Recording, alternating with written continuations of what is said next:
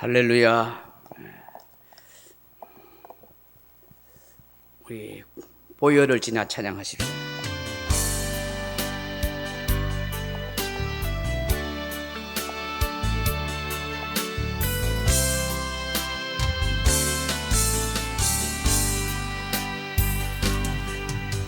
보혈을 지나 하나님 품으로, 보혈을 지나 아버지 품으로, 보혈을 지나 하나님 품으로 한 걸음씩 나아가네.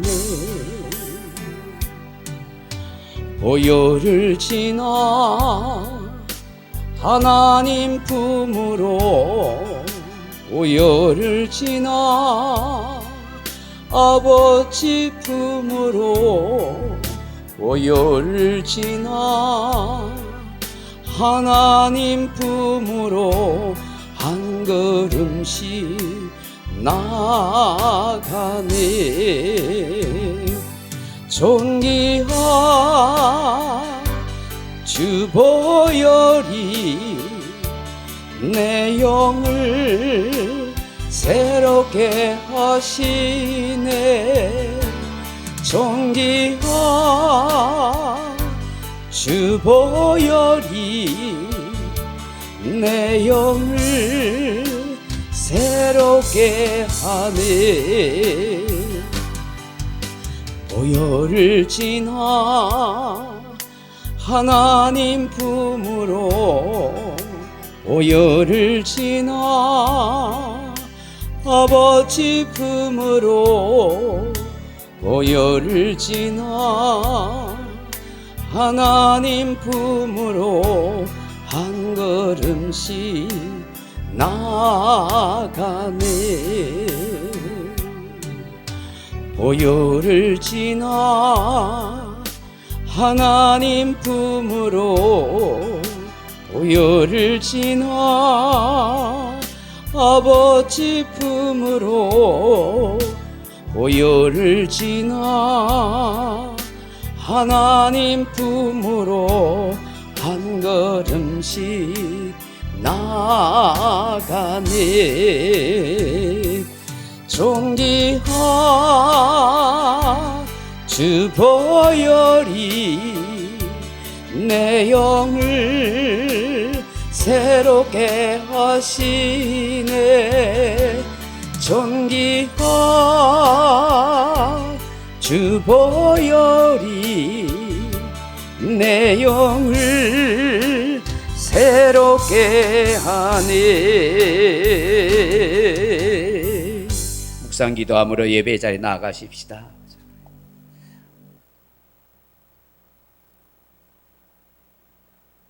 만군의 여호와여, 주의 장막이 어찌 그리 사랑스러운지요. 내 영혼이 여호와의 궁정을 사모하여 생각하며 내 마음과 육체가 살아계시는 하나님께 부르짖나이다. 나의 왕 나의 하나님 만군의 여호와여, 주의 제단에서 참새도 제 집을 얻고 제비도 새끼둘 보금자리를 얻었나이다. 주의 집에 사는 자들은 복이 있나니 그들이 항상 주를 찬송하리이다. 아멘. 영광의 하나님, 삼위 하나님, 존귀와 찬양과 경배를 올려드립니다. 우리 가운데 함께 하소서. 우리 예배를 받아 주옵소서. 주의 영광을 우리에게 나타내옵소서.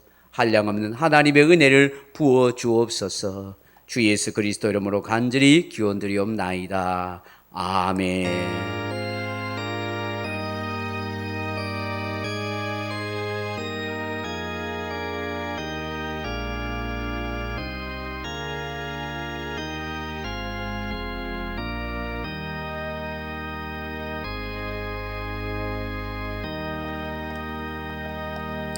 왕이신 나의 하나님 찬양하겠습니다.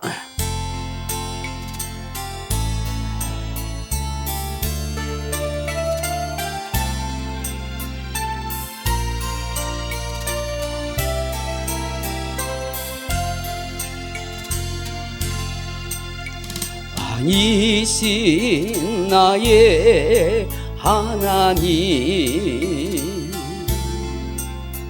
내가 주를 높이고 영원히 주의 이름을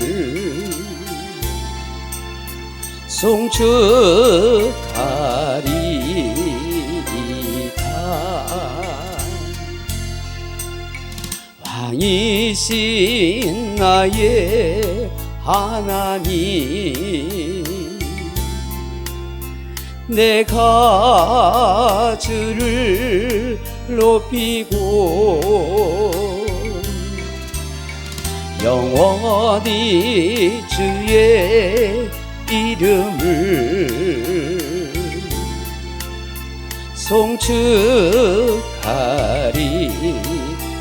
송축하리이다. 사도신경으로 신앙 고백 드리십시다. 전능하사 천지를 만드신 하나님 아버지를 내가 믿사오며 그 외아들 우리 주 예수 그리스도를 믿사오니 이는 성령으로 잉태하사 동정녀 마리아에게 나시고 본디오 빌라도에게 고난을 받으사 십자가에 못 박혀 죽으시고 장사한 지 사흘 만에 죽은 자 가운데서 다시 살아나시며 하늘에 오르사 전능하신 하나님 우편에 앉아 계시다가 저려서 산자와 죽은 자를 심판하러 오시리라. 성령을 믿사오며 거룩한 공예와 성도가 서로 교통하는 것과 죄를 사하여 주시는 것과 몸이 다시 사는 것과 영원히 사는 것을 믿사옵나이다. 아멘. 찬송가 맨 뒤쪽에 보시면 교동문 23번 시편 43편이 있습니다. 교동문 23번 시편 43편입니다. 교동문 23번 시편 43편입니다. 하나님이여 나를 판단하시되 경건하지 아니한 나라에 대하여 내 송사를 변호하시며 주는 나의 힘이 되신 하나님이시거늘 어찌하여 나를 버리셨나이까?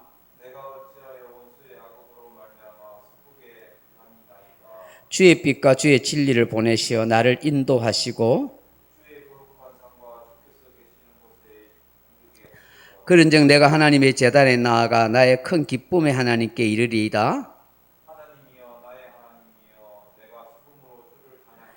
내 영혼아 내가 어찌하여 낙심하며 어찌하여 내 속에서 불안해하는가?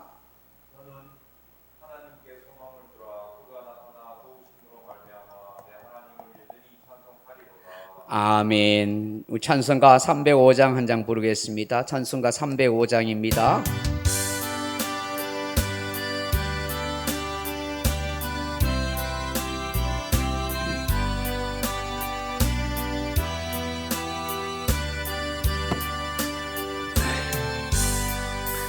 나 같은 죄인 살리신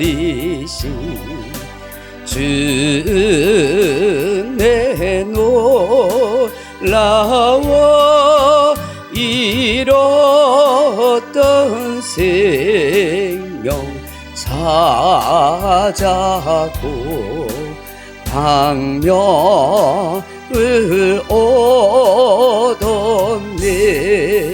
근죄악에서 건지신 주 내 고마워 나 처음 믿은 그 시간 귀하고 귀하다. 이제껏 내가 산 것도 주님의 은혜로 또 너를 장차 본향에 인도해 주시리. 거기서 우리 영원히 주님의 은혜로 해처럼 밝게 살 알면서 주 찬양하리라.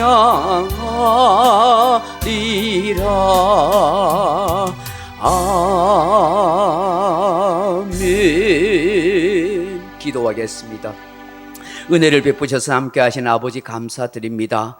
하나님께서 저희들의 만하나 천하나 택하여 주시고 하나님의 거룩하고 복된 자녀 삼으신 것 감사합니다. 오늘도 예수 그리스도의 십자가에 흘리신 보혈을 의지해서 하나님의 이름을 송축하며 예배하며 삼위 하나님께 영광을 돌리게 하심을 감사하나이다. 지난 한 주간도 하나님께서 저희들을 보살펴 주시고 무탈하게 지낼 수 있게 도와주시고 또 하나님 앞에 예배할 수 있는 복된 시간 주시니 감사드립니다. 성령 하나님의 이 예배 시간에 찾아와 주시고 만나 주시고 크신 은혜로 역사하여 주옵소서. 지난 한 주가 살아가는 동안에 하나님, 우리가 하나님의 은혜를 알고 은혜를 늘 감사할 수 있는 그런 마음으로 살아가지 못한 것 있음을 고백합니다. 하나님 앞에 우리의 허물과 죄를 내어놓고 용서를 구하니 흘리신 보혈로 깨끗이 씻어 주옵소서. 우리의 잘못된 생각과 마음을 고쳐주시고 우리의 행실들을 다 새롭게 하여 하나님의 기쁨과 영광이 되는 복된 성도가 되게 하여 주옵소서.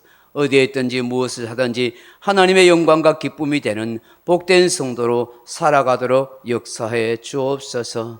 오늘도 예배하는 우리의 마음속에 한량없는 은혜와 기쁨으로 충만케 하옵소서. 예수님 이름으로 기도하옵나이다. 아멘.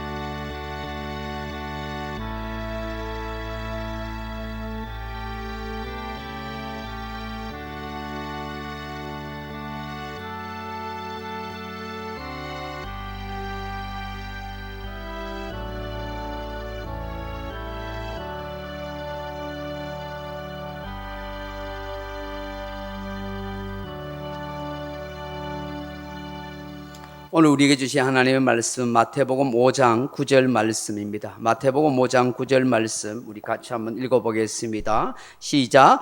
화평하게 하는 자는 복이 있나니 그들이 하나님의 아들이라 일컬음을 받을 것임이요. 아멘. 오늘 마태복음 5장 9절 말씀을 통해서 화평하게 하는 자는 복이 있나니 라는 제목으로 말씀의 은혜를 나누고자 합니다. 사랑하는 성도들은 평화를 싫어하는 민족이나 사람이 있겠습니까? 싸움이나 전쟁을 좋아할 사람이 있겠습니까? 오랫동안 가난과 전쟁에 시달려온 우리 민족의 인사는 항상 이랬습니다. 진지 드셨습니까? 밥 먹으셨습니까? 왜 이런 인사말이 생기는 것입니까? 끼니를 잊지 못한 사람이 많았다는 것이죠. 또 안녕하십니까? 라고 인사합니다. 이런 인사를 하는 이유는 내란과 전쟁 등으로 밤새 안녕하지 못하는 사람이 많았다는 것입니다. 우리의 역사가 거센 경랑의 시절을 지나왔다 하는 것이죠. 그런데 이스라엘 사람들은 예나 지금이나 항상 인사말이 동일합니다. 샬롬입니다. 평화가 당신에게 함께 하기를, 이런 이름의 샬롬입니다. 대개 이스라엘 사람들은 친밀한 사람을 만나면 두 번 샬롬이라고 인사를 합니다. 한 번의 샬롬은 올려서 말하고 두 번째 샬롬은 낮춰서 말합니다. 샬롬, 샬롬. 먼저 상대방을 향하여 당신은 평안하십니까? 나도 평안합니다. 그래서 샬롬, 샬롬 그렇게 인사합니다. 평안, 평화, 사편, 살롬은 우리 인간의 삶에 더없이 소중하고 중대한 축복의 의미가 되는 것입니다. 오늘 예수님께서 산상보훈의 7번째 복을 이렇게 말씀합니다. 화평하게 하는 자는 복이 있나니 그들이 하나님의 아들이라 일컬음을 받을 것이며, 원문을 조금 의역해보면 평화를 사랑하는 자는 행복한 사람이로다. 그런 사람들이 하나님의 아들이라 복을 받을 것이다. 그렇게 말씀합니다. 사랑하는 성도 여러분, 오늘 우리 예수님께서 말씀하신 이 화평의 뜻과 의미는 무엇일까요? 왜 화평케 하는 자가 복이 있다고 말씀하십니까? 하나님의 아들이 된다는 것은 무슨 의미일까요? 첫째로 예수님께서 말씀하신 화평의 뜻은 무엇인가 하는 것입니다. 이 화평이란 말은 원문으로 헬라어로 에레네입니다. 이 에레는 세 가지의 뜻을 가지고 있습니다. 첫째로는 안식하다 합니다. 이 안식하다는 말은 염려에 전혀 영향을 받지 않는다 하는 뜻입니다. 둘째로는 고요하다 하는 뜻입니다. 하나님과 교제를 방해받지 않는다, 그런 뜻을 가지고 있습니다. 셋째로는 화목하다 하는 것입니다. 다시 하나가 되다, 다시 안식을 누리다 하는 뜻을 가지고 있습니다. 정말 에레네라는 이 평화의 말처럼 염려 걱정 없이 하나님과 교제하고 다시 하나님과 하나가 되어 안식을 누릴 수 있는 그런 화평과 평화의 삶이 되기를 축복합니다. 이 화평이라는 말이 히브리어로 샬롬입니다. 샬롬은 원래는 갈등이 없다, 싸움이 없다 하는 뜻입니다. 어떤 신학자는 이 샬롬의 단어를 이렇게 정의해요. 샬롬은 모든 삶의 영역에서 건강함과 온전함의 상태를 뜻하는 것이다. 물론 맞습니다. 가정과 직장과 교회와 사회 모든 삶에서 건강하고 온전한 상태가 되는 것이 샬롬, 평안, 평화, 화평입니다. 정말 우리의 삶의 모든 영역에서 무너지고 깨어진 관계가 다시 회복되어서 건강하고 온전한 상태가 되어지는 그런 역사가 일어나기를 소망합니다. 그렇다면 사랑하는 성도 여러분, 화평케 하는 자가 복이 있다는 것은 무슨 뜻일까요? 여기에 화평과 샬롬이라는 말에는 우리가 아는 것보다 훨씬 더 깊은 의미가 심오한 뜻을 가지고 있습니다. 그래서 히브리인들에게서 샬롬은 자신을 희생함으로 모두를 만족케 한다 하는 뜻을 가지고 있습니다. 샬롬이 자신을 희생함으로, 자기가 손해봄으로 모든 사람을 만족하게 한다는 것입니다. 히브리인들의 전통 가운데 대제사장 아론은 화평케 하는 자의 본보기였다고 말합니다. 그래서 1세기 당시에 히브리인들의 관용어 가운데 아론의 제자가 되라 하는 말이 있는데, 그것은 곧 화평케 하는 사람이 되라 하는 의미였습니다. 그렇다면 누가 아론의 제자가 될 수 있을까요? 어떻게 화평을 이룰 수 있을까요? 그것이 바로 성전의 제사장들이라는 것입니다. 예수님 당시의 성전의 제사장들의 호칭 가운데 하나님의 직접 보호하심을 받는다는 의미로 하나님의 군대, 하나님의 백성, 하나님의 아들들이라 하는 그런 칭호를 받았었습니다. 구약시대부터 예수님 당시까지 성전의 제사장들은 하나님 앞에서 제사를 드렸습니다. 제사법에는 여러 가지 있었습니다. 번제, 소제, 속제제, 속건제, 화목제 등이 있습니다. 번제는 제물을 하나님 앞에 다 태워드리는 것입니다. 거기에서는 제사장의 몫이나 제사장이 먹을 수 있는 제물이 아무것도 없습니다. 그런데 속제제나 속건제는 하나님께 제물을 불태워드리지만 제물의 일부분만 불태워드리고 나머지는 제사장들이 먹거나 제사장의 몫이 되었습니다. 그렇기 때문에 제사장들이 좋아하고 환영할 만한 제사였습니다. 소제는 곡식을 바치는 것인데 그것 또한 일부분만 제물로 드리고 나머지는 제사장의 몫이 되었습니다. 그런데 화목제가 있습니다. 이 살라미입니다 부르는데, 화목제는 기본적으로 일부분을 태워서 하나님께 드리고 또 일부분은 제사장들이 먹거나 제사장의 몫이 되고 나머지는 그 제물을 바친 제물의 주인에게 돌려주는 것입니다. 그래서 함께 그 음식을 먹고 하나님 앞에 드리는 것입니다. 그 이 화목제는 기름을 태워 드림으로 하나님을 만족시키고, 또 제사장은 제물을 먹고 또 받을 수 있어서 좋고, 또 제사를 드리는 제주도 그 제물을 함께 먹을 수 있어 모두가 만족하고 즐거워할 수 있었습니다. 그래서 명칭이 화목제 샬라밈이었던 것입니다. 하지만 제사장들의 입장에서 보면 화목제보다는 속제제나 속건제에 비하면 달같지 않는 제사였습니다. 왜냐하면 나눌 것이 많아지므로 제사장의 몫이 적어지기 때문입니다. 사람은 다른 사람과 나누기보다 혼자 먹겠다는 욕심이 참 많습니다. 그런 욕구가 얼마나 강한지 모릅니다. 그런데 진정한 하나님의 제사장들이냐면 아론의 제자가 되려고 하면 화목제를 기뻐해야 한다는 것입니다. 자신이 손해보고 희생함으로 모두를 만족스럽게 할 수 있는 나눔의 정신이 있어야 한다는 것이죠. 이것이 제사장의 직분이요 삶이라는 것입니다. 그러므로 아론의 제자가 된다는 것, 즉 화평케 하는 자라 하는 것은 자신이 손해봄으로 자신이 희생함으로 모두를 만족시키는 자라 하는 것이었습니다. 하나님과 이웃, 본인과 모든 사람을 만족시킬 수 있는 사람이라는 것입니다.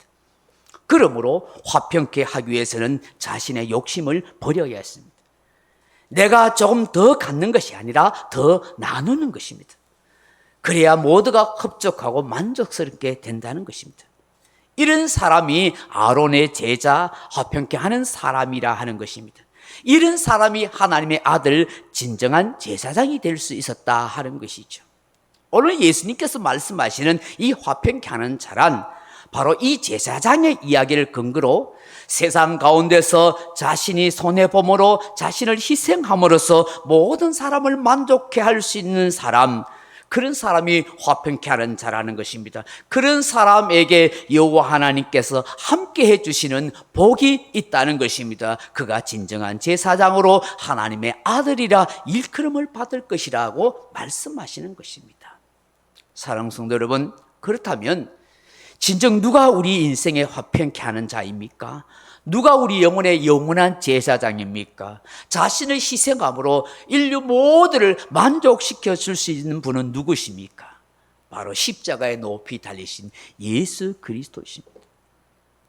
이 땅에 예수님이 탄생하시는 날 천사들은 예수님의 탄생을 기뻐하며 그 소식을 전하면서 이렇게 노래했습니다. 누가복음 2장 14절에 지극히 높은 곳에서는 하나님의 영광이요 땅에서는 하나님이 기뻐하시는 사람들 중에 평화로다.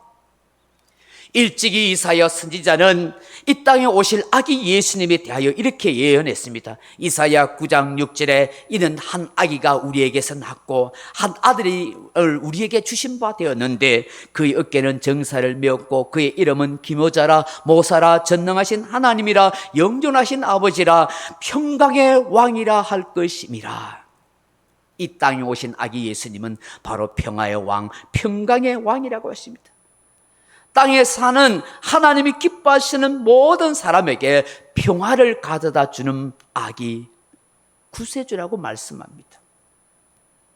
돈 이차드신이라는 사람이 쓴 책 가운데 평화의 아기라는 책이 있습니다. 그 책에 보면 한 선교사님이 오랜 세월 동안 저 인도네시아의 아주 오지에서 거기 이리안 자야라 하는 곳에 사는 사이라는 그런 식인 부족에게 복음을 전하려고 했다고 합니다. 그런데 아무리 그들에게 가서 예수님의 십자가와 인간의 죄를 대신해서 죽으셨다는 것을 설명해도 알아듣지 못했습니다. 설명하고 납득시킬 방법이 없이 몹시 고민하고 또 기도했습니다. 이 사이족은 서로 끊임없이 싸움을 계속하는 부족이어서 서로 복수하고 죽이는 일이 매우 명예롭게 생각했던 것입니다. 그들에게는 용서와 화해라는 단어가 없었습니다. 그러니 싸우지 말라, 용서하라는 말이 그들에게 이해가 되지 않았습니다. 더욱 예수님의 십자가 죽음을 통해서 모든 사람의 죄를 용서해 주었다는 것은 더더욱 이해될 리가 만무하였습니다. 그런데 이들의 부족에게 오랫동안 내려오는 관습이 하나 있었습니다. 만약에 한 마을에서 다른 마을에 한 아기 남자아이를 주면 그 아이가 살아있는 동안엔 두 마을은 싸우지 않고 평화롭게 지낼 수 있습니다.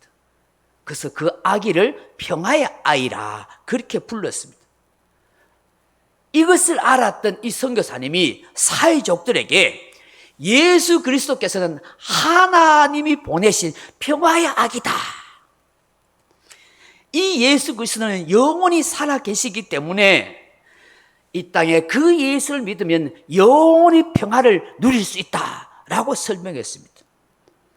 이 설명을 들었던 이 사회족들에게 성령이 마음에 감동을 주신 거예요. 그 아기 예수를 우리가 믿으면 우리가 싸우지 않고 영원히 평화할 수 있단 말입니까? 그렇다. 그렇게 감동을 받은 그들이 전부 다 예수 믿는 그 놀라운 역사가 있는 거예요. 그 식인 부족이 예수를 구주로 믿고 그곳에 교회가 세워지는 영광스러운 축복의 역사가 일어났던 거예요. 그 후에 이 사회족들이 예수 믿는 그 믿음을 가지고 평화의 복음을 전하면서 자기의 부족과 이웃의 모든 부족들과 다 평화를 누리는 그런 관계가 되었더라는 것이죠. 사랑하는 성도 여러분, 십자가는 당시 사람들을 사형시킬 때 사용하던 가장 잔인한 도구입니다. 그런데 평화의 왕, 평강의 주가 되시는 예수님께서 십자가에 못 박혀 돌아가셨기 때문에 그것은 더 큰 깊은 의미가 있는 것입니다. 십자가는 평화를 원하시고 주시려는 하나님의 마음을 보여주는 상징적인 의미가 있기 때문입니다. 예수 그리스도의 수직으로는 하나님과 인간과의 화해와 화평과 평화를 의미합니다. 그리고 십자가의 수평은 사람과의 관계, 즉 사람과 사람이 서로 평화를 누리도록 하기 위함입니다. 하나님은 사람들끼리 이기심과 반목으로 미워하고 싸우는 대신 서로 평화하고 서로 화목하며 서로 사랑하며 살아가기를 원하신 것입니다. 에베소서 2장 13절 이하에 이제는 전에 멀리 있던 너희를 그리스도 예수 안에서 그리스도의 피로 가까워졌느니라. 그는 우리의 화평이신지라. 불로 하나를 만드사 원수된 것 곧 중간에 막힌 담을 자기 육체로 허시고라고 하십니다. 예수님이 십자가에 높이 달렸어서 자신이 피 흘리고 죽으신 것이 하나님과 우리 사이에 막힌 담을 허셨습니다. 죄가 하나님과 우리 사이를 갈라놨는데 그 죄를 대신 짊어지심으로 하나님과 우리 사이 원수된 것을 하나로 되었습니다. 죄가 사람 사이를 분열시키고 분쟁한 것을 이제 예수님의 십자가 죽음으로 서로 화목하고 화평의 관계를 만들어 놓으셨습니다. 생각해 보세요. 처음부터 하나님과 사람은 원수가 아니었어요. 하나님이 사람을 지으실 때 그 사람을 보시고 심히 좋아하셨다고 하셨어요. 에덴 동산에 살고 있는 아담과 하와는 다투지도 않고 미워하지도 않고 서로 사랑했습니다. 이는 내 뼈 중에 뼈요 내 살 중에 살이로다고 사랑의 노래를 불렀고 행복했습니다. 이들은 하나님을 사랑하고 하나님의 음성을 들으며 하나님을 만나는 것을 너무 기다렸습니다. 이들은 자연을 사랑하고 동물들과 함께 어울려 놀았고 그 무엇도 두려워할 것이 없었습니다. 샬롬, 평안을 누렸습니다. 영원히 살림을 누릴 수 있는 사람이 되었습니다. 그런데 이들에게 평안과 행복이 사라지게 된 것입니다. 무엇 때문입니까? 죄 때문입니다. 아담과 하와가 사단의 유혹에 넘어가서 하나님의 말씀에 불순종하는 죄를 지었습니다. 그때부터 사람들의 마음엔 샬롬과 평안이 사라지고 두려움에 사로잡히게 된 것입니다. 전에 서로 사랑하던 아담과 하와 사이는 이제 서로에게 책임을 떠넘기고 남 탓하는 서로 싸우고 미움의 관계가 되어버렸습니다. 이렇게 인간은 아담과 하와가 타락한 후에 서로를 이용하려는 존재를 전락하고 자기 중심으로 자기 이익만을 위해서 살며 다른 사람을 쉽게 속이고 남에게 폭력을 행하고 뻔뻔스러운 악행을 행하는 자로 전락하고 말았습니다.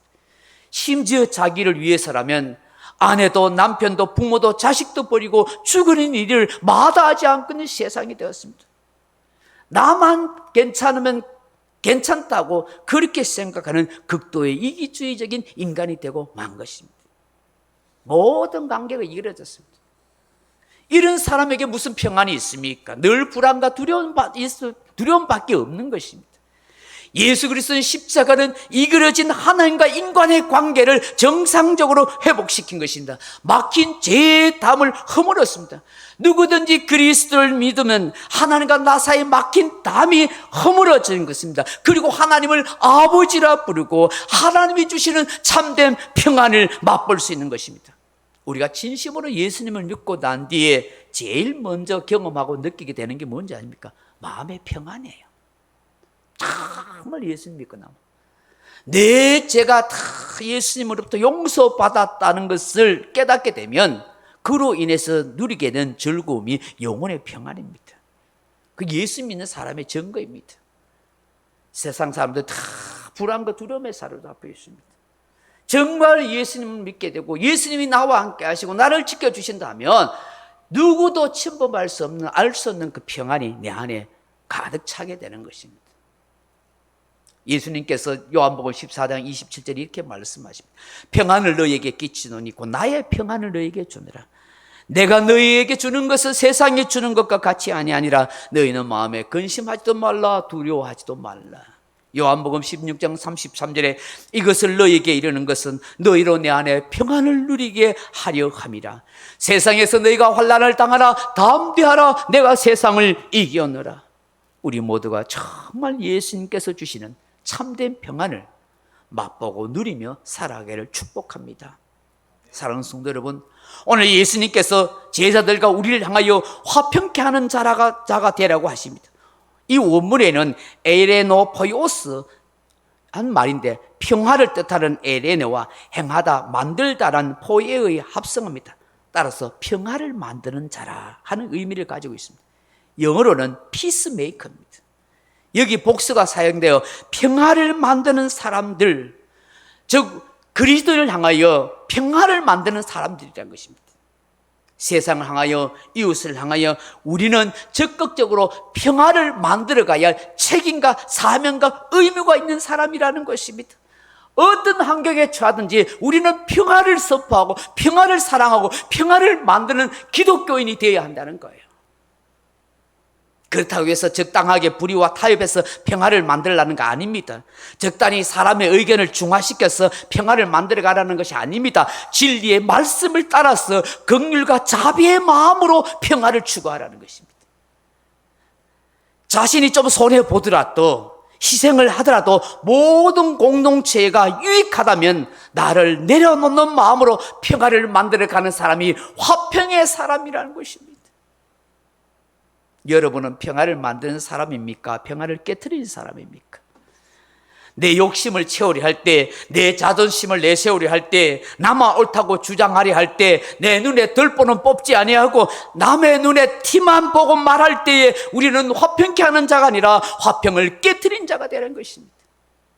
진정 복 있는 사람은 불화가 아닌 화평을 만들어가는 사람입니다. 가정에서든지 직장에서든지 교회에서든지 사회에서든지 평화를 추구하는 사람, 화평을 이루려는 사람입니다. 저는 이것이 자신은 죽고 예수로 사는 사람이 되어야 한다고 말합니다. 그래야 되는 것입니다. 화평케 하는 사람은 나 자신은 죽고 예수로 살아가는 사람인 것입니다. 성경은 화평케 하는 자가 복이 있다고 했습니다. 그런 사람과 하나님이 함께 해주시는 복을 누린다고 말씀합니다. 그런 사람을 하나님의 아들이라 일컬음을 받을 것이라고 했습니다. 하나님의 아들이라는 표현은 앞서 말한 것처럼 제사장의 삶을 표현하지만 성별의 구분으로 남녀를 뜻하는 것이 아닙니다. 이 하나님의 아들이라는 것은 바로 하나님의 성품을 닮은 사람이란 뜻입니다. 성경에 하나님의 아들이라는 말 대신에 하나님의 자녀라는 표현은 있습니다. 비슷합니다. 근데 유대인들은 자녀라는 말과 아들이라는 말을 조금 다르게 사용합니다.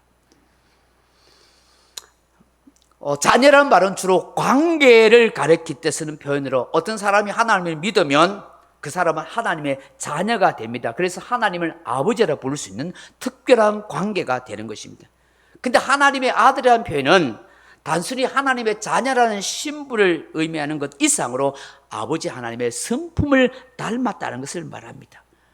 아들이기 때문에 아버지의 모든 것을 유업으로 상속받는다는 의미도 있지만 하나님을 닮았다는 거예요. 이 땅에 오시는 예수님을 닮아가는 사람이 바로 하나님의 아들들이라 하는 표현인 것입니다. 우리가 진정 하나님의 아들로 살기 원한다면 예수님의 성품처럼 화평케 하는 사람이 되어야 하는 것입니다. 예수님께서는 마태복음 5장 23절에 예배를 드리기 전에 먼저 원망 들을 만한 일이 있거든 그 형제에게 먼저 가서 화해하라고 말씀합니다. 화해하고 예배 드리라고 하십니다. 고린도후서 5장 18절에 모든 것이 하나님께로 났나니 그가 그리스도로 말미암아 우리를 자기와 화목하게 하시고 또 우리에게 화목하게 하는 직책을 주셨으니라고 합니다. 주님과의 화목한 관계를 가진 사람, 우리는 이제 화목하게 하는 직책, 그걸 가진 존재라는 거예요.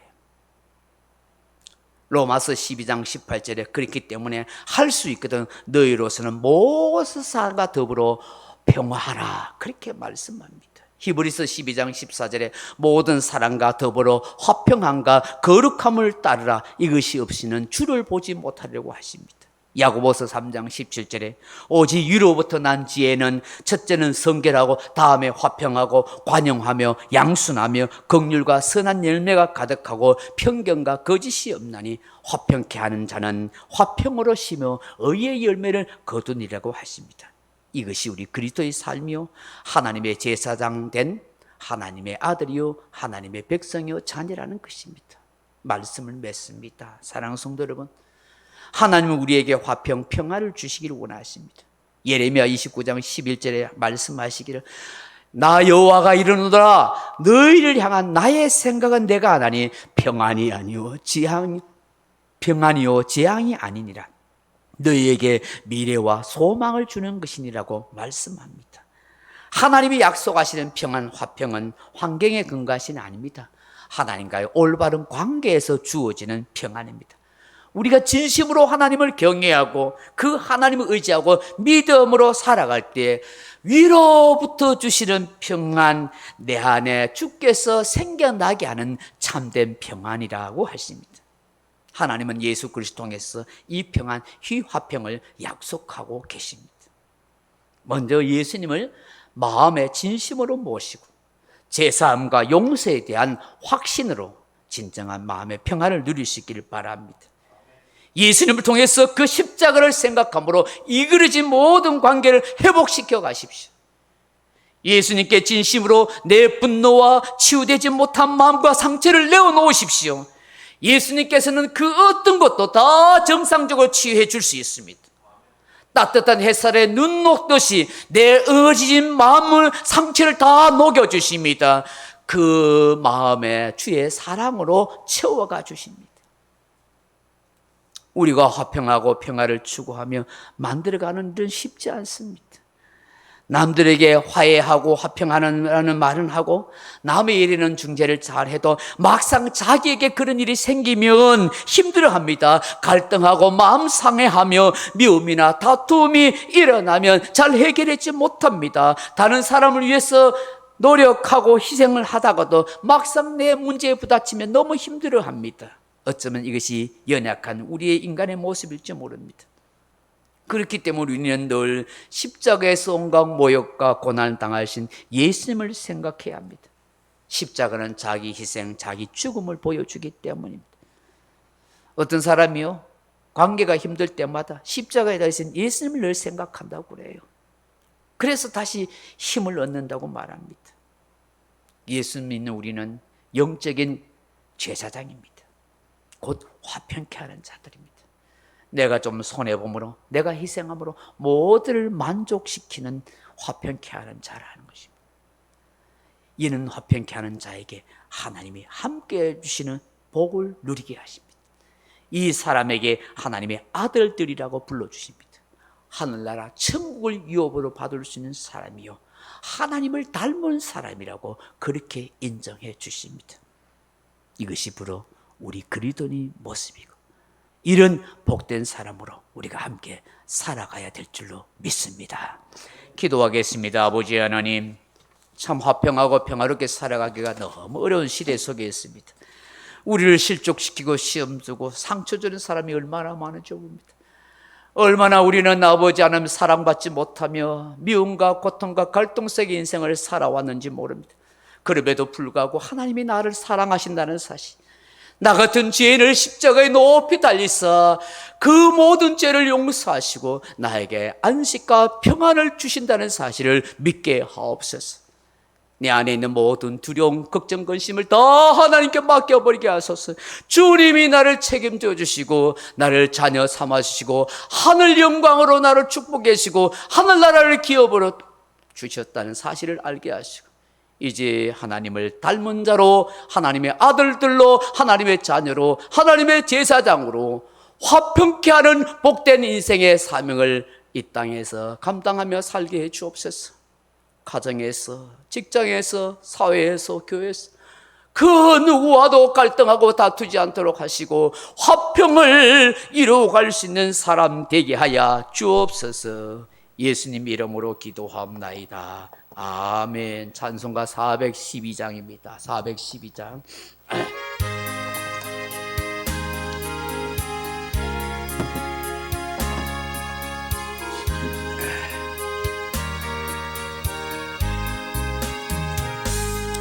내 영혼의 그 깊은 데서 맑은 가락이 울려나네. 하늘 곡조가 언제나 흘러나와 내 영혼을 고이 사네.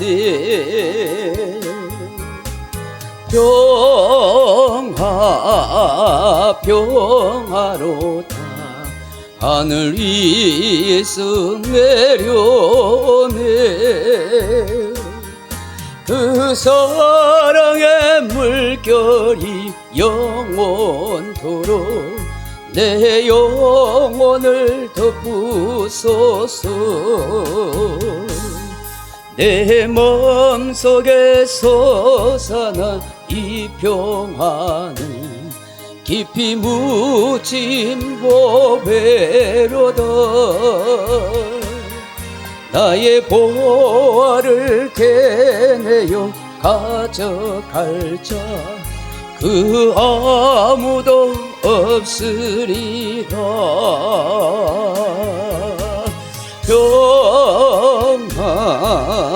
평화로다 하늘 위에서 내려오네. 그 사랑의 물결이 영원토록 내 영혼을 덮으소서. 내 영혼의 평화가 넘쳐남은 주의 큰 복을 받음이라. 내가 주여로 주님과 함께 있어 내 영혼이 편이시네.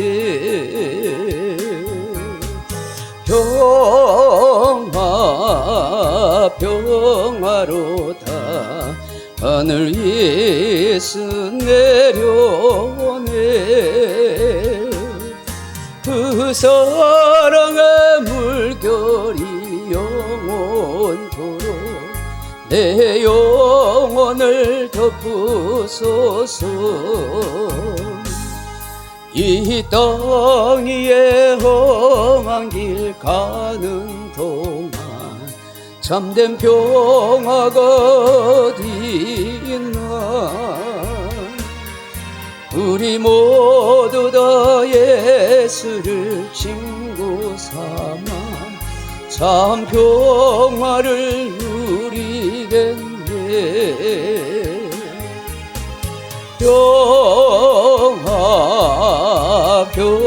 평화로다 하늘 위에서 내려오네.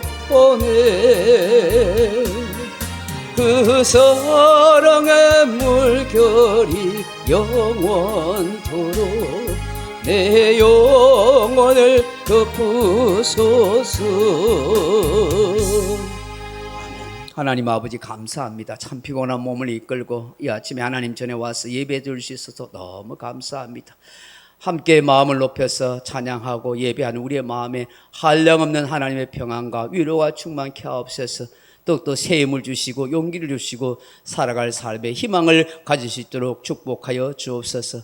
예배하는 나의 마음을 우리의 마음을 받아주시고 우리의 정성어린 예물을 받아주시고 주의 영광에 살아가게 도와주옵소서. 직장 가정과 삶에서 하나님이 더욱더 풍성하게 누릴 수 있도록 복을 허락하여 주옵소서. 수고하고 땀 흘린 대로 거둘 수 있는 축복이 되게 하시고 아버지 나눠주고 꾸어주는 복된 인생 살아갈 수 있도록 축복하여 주옵소서. 예수님의 이름으로 기도하옵나이다. 아멘. 매일 성경 한 장씩 읽고 기도하는 거 잊지 마세요. 너무너무 중요해요. 경건생활 되는 거 성경 한 장 꼭 한 시간 내서 읽고 기도하며 그렇게 했으면 좋겠어요. 8월 마지막 주일 오후에는 좀 야외로 좀 나가려고 합니다. 시간 되면 같이 야외에 나가서 저 뭐 계곡에 가서 발도 담그고 서로 교제하는 그런 시간 되면 참 좋겠다 싶습니다. 교회 모든 예배 새벽 기도는 소중한 교회 밴드와 유튜브로 녹화 방송되고 있으니 수시로 새벽 기도라든지 그 모든 거 들어가면 볼 수 있고 또 은혜를 나눌 수 있는 줄로 믿습니다. 교회 한 자를 위해 기도하여 주시기 바랍니다. 우리 윤대현 장로님 어깨 수술해서 입원 중에 있는데 회복되도록 위해서 기도해 주시고, 우리 김일영 권사님 코로나에서도 회복되고, 이가순 지사님, 원내수 지사님, 서선 집사님 건강 회복을 위해서 기도해 주시면 감사하겠습니다. 우리 심령이 가난한 자는 찬양하고 예배 마치겠습니다.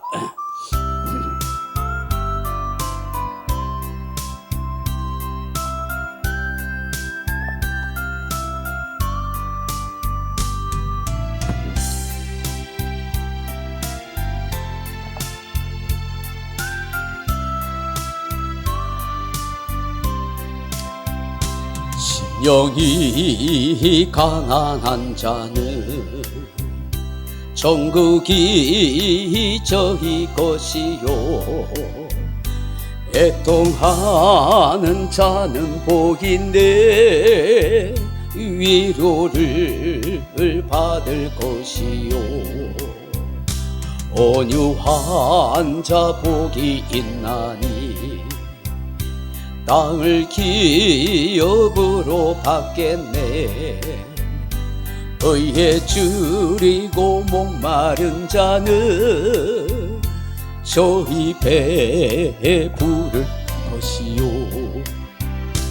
긍휼히 여기는 자는 긍휼히 여김 받겠네.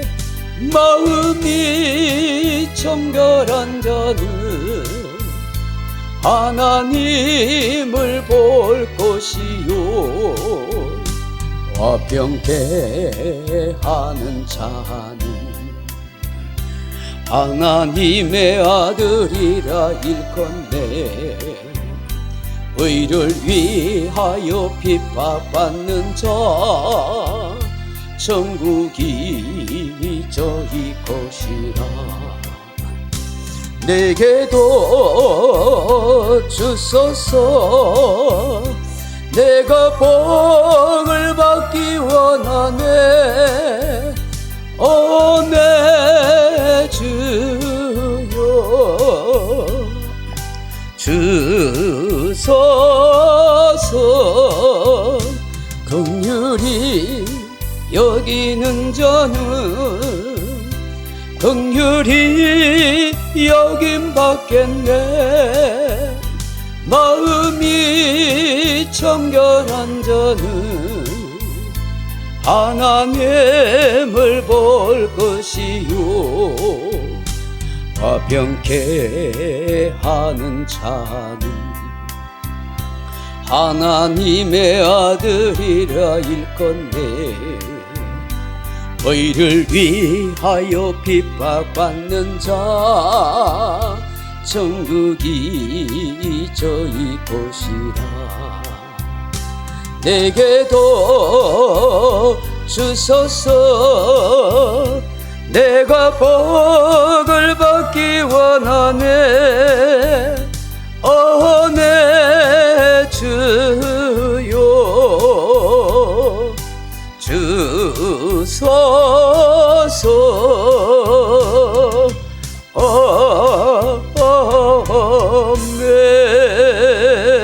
아멘. 이제도 구주 예수 그리스도의 은혜와 하나님의 사랑과 성령의 위로와 교통하심이 화평케 하는 자들이 복이 있나니 그들이 하나님의 아들이라 일컬음을 받을 것입니다.